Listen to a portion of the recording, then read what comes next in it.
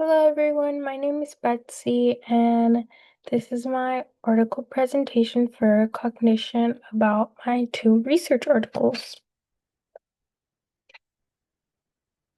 So, for starters, my first article's title that I will be referring to as article number one throughout this presentation was the effect of energy drink consumption on executive functions in health science students.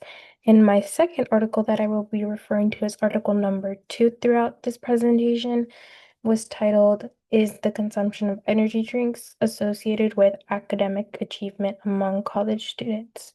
So, for the first article, the main research question that it was asking was, does drinking energy drinks affect executive functions like attention, working memory, inhibition, and decision making in health science students? And what it's just asking is, does consuming energy drinks change cognitive control abilities that students need for learning and academic tasks? The theory for this research article was that energy drinks can change how the brain works, especially in skills that involve attention, memory, and self-control. And the overall hypothesis for this research study was that students who drink energy drinks will perform worse on executive function tasks. So for article number two, the main question that was asking was that is there a relationship between how often college students drink energy drinks and their academic performance, such as their GPA and academic standing overall? In more simple words, is using energy drinks linked to doing better or worse in school? And the theory for this research study was that health behaviors affect school performance, and they hypothesized that students who drink more energy drinks will have lower academic achievement. So, how are these questions addressed throughout the study? For article number one, they did a study where students took thinking tests and the researchers compared them based on how many energy drinks the students usually drink. And the conditions for this experiment were students who drink none or very little, students who drink a medium amount, and students who drink a lot. The independent variables for this study were how many energy drinks the student normally drinks, and the dependent variable was how well the student did on executive function tests that involved attention, working memory, self-control, and switching in between tasks. How this study measures cognition. I would say this study measures cognition because these tests check basic thinking skills like staying focused, remembering information, and stopping impulsive actions.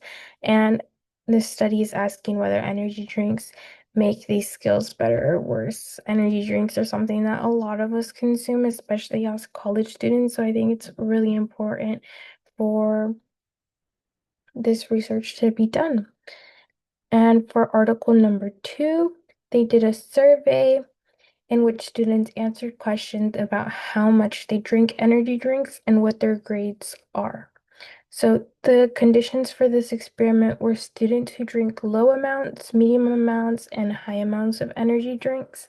The independent variables were how often the student drinks energy drinks. The dependent variables were their academic performance, mainly focusing on their actual grade point average. How this study measures cognition. I would say this study measures cognition because grades reflect skills like attention, memory, and staying organized. This study checks whether drinking more energy drinks is linked to doing worse in school, which is also really important as college students for us to know whether it's really helpful or it's really harmful.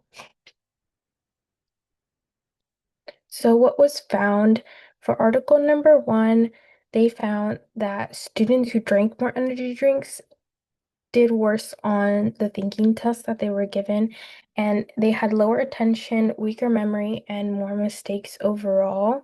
This is the table that was provided for that first research article, and it just shows the scores for each group. So lower drinkers scored the highest, medium drinkers scored in the middle, and high drinkers scored the lowest overall.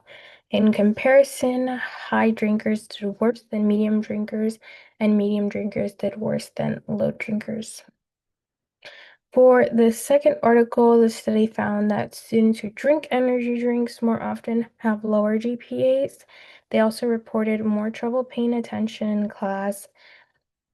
And the main figure that I was unable to see, but I was able to get a description just because I had to pay to see the full article, but I was able to see them basically the full article as well, just without the images, with just logging into my school email. So that's why I'm unable to provide a picture.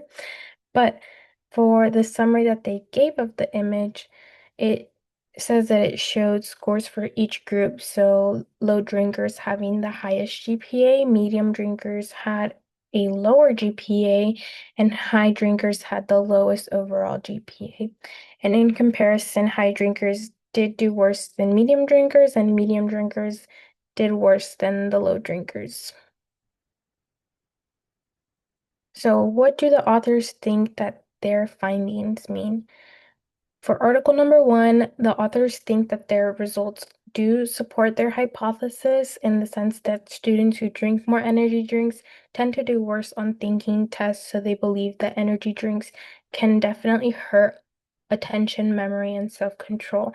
They think that the ingredients in these energy drinks can make the brain too stimulated in certain situations, which makes it harder for them to think. And in conclusion, all of their results seemed fair as they clearly stated that more energy drinks do equal worse thinking. As for article number two, the authors think that their results also support their hypothesis because they did find students who drink energy drinks more often had lower GPAs overall. So the authors believe that energy drinks are linked to worse focus, poor sleep, and bad study habits. Um, in conclusion, all of their data seemed fair and it clearly showed a pattern that high energy drink use is linked to lower grades. And overall, the conclusions for all of this data matches their results. These are my two references for the two articles, the top one being article number one that I was referencing, and the bottom being article number two. And yeah, thank you for listening.